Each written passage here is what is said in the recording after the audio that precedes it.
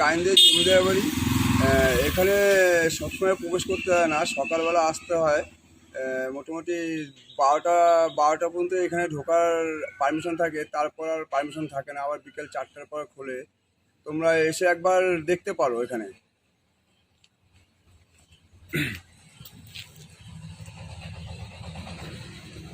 মাঝে তো অভ্যাসটা হয়েছিল, আবার না করতে তো অভ্যাস। এটা হচ্ছে ধারনাকুড়িয়া সাহুর জমিদার বাড়ির কিছু অংশ সব ভগ্নদশা অবস্থা হয়ে গেছে এখন ব্যবহার না করতে করতে। এটা হচ্ছে সাউদের রাজবাড়ি।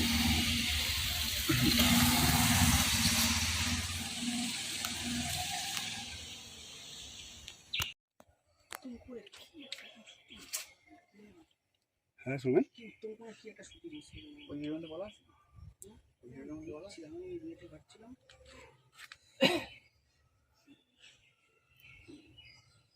সিনেমাটার নামটা মনে হয় ধারনাকুড়িয়া গায়েন বাড়ি শুটিং।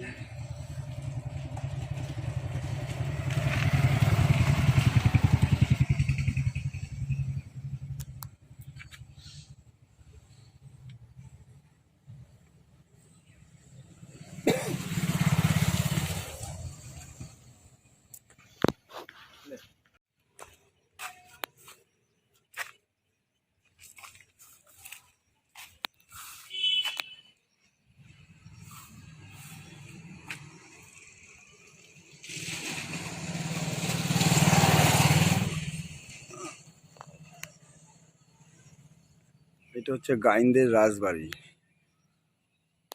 না না না, ও খুলবে না। ও দাদা,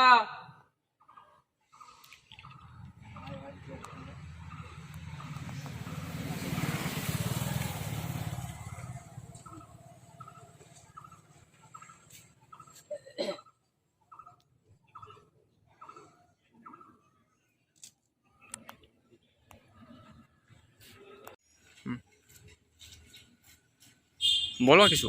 না তুই মতো আছে, আমি ভয় তো বলি ভালো।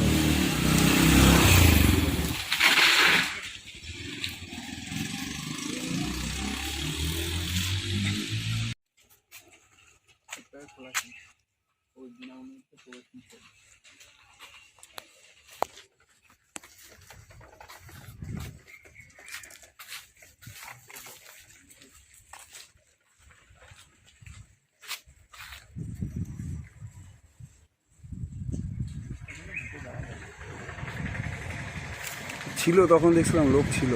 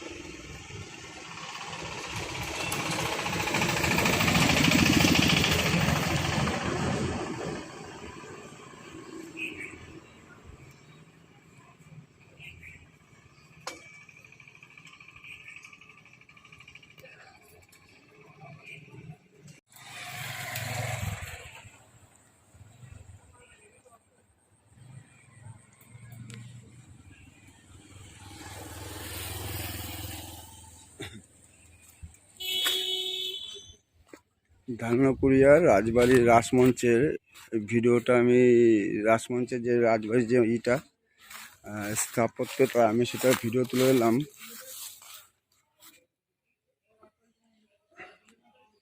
আর সামনে পুকুর, এই যে বাঁধানো পুকুর আছে, পুকুর ঘাট, সবাই স্নান টান করছে এখানে, তাই পুরো ভিডিও ফুটেজটা নিতে পারলাম না।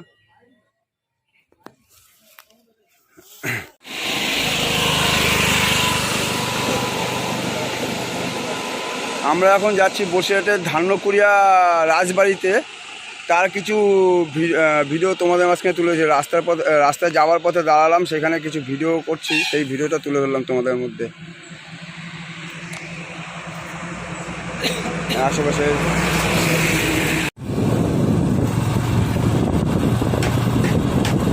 ভিডিও তোমাদের মাঝখানে তুলে ধরলাম।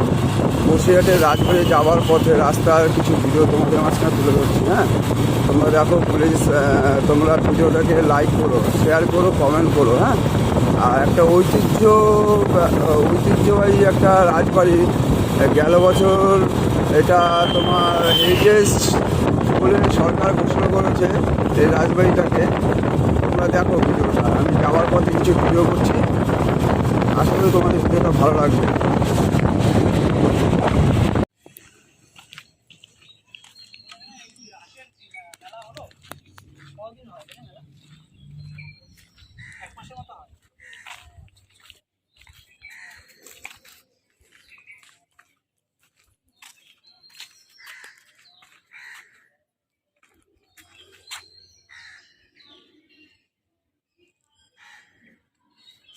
এখানে যে রাধাকৃষ্ণের যে মূর্তি সেটা কি এখানে থাকে মন্দিরে?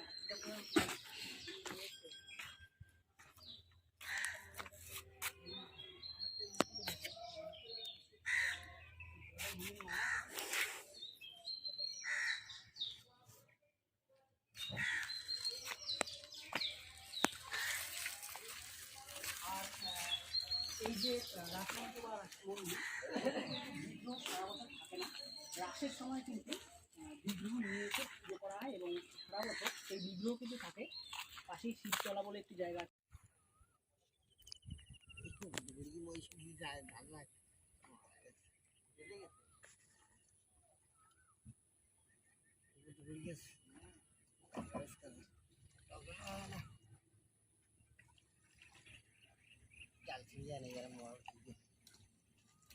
মাটিতে আটকে গেছে না? পাইলিং আছে।